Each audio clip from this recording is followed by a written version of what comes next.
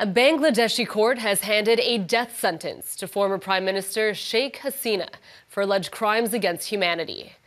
The country's International Crimes Tribunal found her guilty of ordering a deadly crackdown on student-led protests last year. The United Nations estimates there were nearly 1,400 deaths in the worst violence since independence that led to Hasina's ouster from power. The former prime minister is calling the verdict politically motivated, demanding what she calls a fair trial. The Bangladeshi government is seeking Hasina's extradition from India, where she is living in exile. For all these three counts,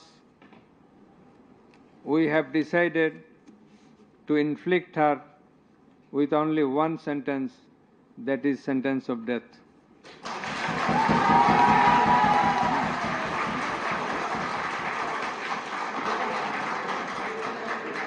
প্রথম চার্জে আসামি শেখ হাসিনাকে দোষী সাব্যস্ত করে আমৃত্যু কারাদণ্ড দেওয়া হয়েছে।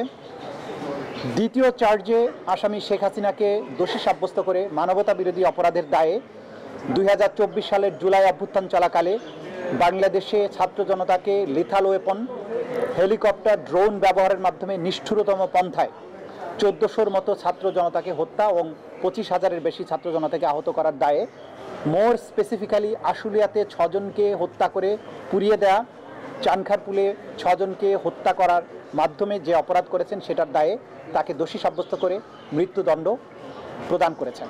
বাংলাদেশের যে 1400 তরতাজা তরুণ প্রাণ এই স্বৈর শাসনের অবসানের জন্য জীবন দিয়েছেন, তাদের পরিবারে যদি সামান্য একটু স্বস্তি আসে, সেটি আজকের এই প্রসিকিউশনের প্রাপ্তি। জাতির পক্ষে আমরা একটা বিচারিক প্রক্রিয়াকে সম্পন্ন করার মাধ্যমে এই জাতিকে বিচারহীনতার কলঙ্ক থেকে মুক্ত করার যে ক্ষুদ্র আমাদের প্রয়াস, সেটা যদি সফল হয় সেখানেই আমাদের সাফল্য। মিরাজ যাত্রাবাড়ির 5ই আগস্ট ওনার মাথায় পতাকা ছিল, হাতে পতাকা ছিল এবং ওনার ব্যবহারকারীত মোবাইল ভিডিও ফুটেজ হানিফ ফ্লাইওভারের নিচে আপনাকে এই ছবিগুলো তুলতে চেয়েছিল। ওই সময়ে থানার সামনের থেকে ভিতর থেকে বৃষ্টির মতো গুলি ছুটে তার বাম দিকে পাঁজরের ভিতরে তার গুলিটা প্রবেশ করে, দেহর ভিতরে আছে, এটা বের হয় নাই, সঙ্গে সঙ্গে মাটিতে লটে পড়ে আমার মিরাজ।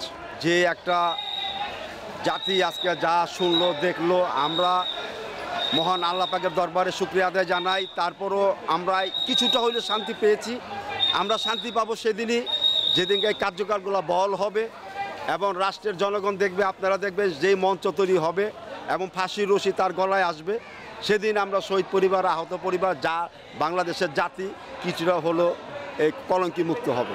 বিচার কার্যকর হবে, ফাঁসি কার্যকর হবে, যেটা আমরা শুনতে পারবো। যেহেতু চোখে দেখি না, আমার ভাইরা চোখে দেখে না, ভাইদের পা নাই, তো আমরা এটা নিয়ে আর যত ভাই মারা গেছে তাদের মৃত্যুর বদলে আমরা ফাঁসি কার্যকর চাচ্ছি। এটা হলে আমরা ঈদের চেয়ে বেশি আনন্দ করি ইনশাআল্লাহ। তাদের রক্তের প্রতি একটু সুবিচার করার বা ইনসাফ তাদের পরিবারগুলোকে পাইয়ে দেওয়ার একটা প্রথম পদক্ষেপ হিসেবে আমরা মনে করি যে এই আজকের যে রায়, এটা প্রথম পদক্ষেপ। তবে এখন যারা অন্যায় করছে তারা হয় ভালো, শাস্তি হয় ভালো, যারা অন্যায় করছে তার শাস্তি হওয়া ভালো, আমরা সেটাই চাই।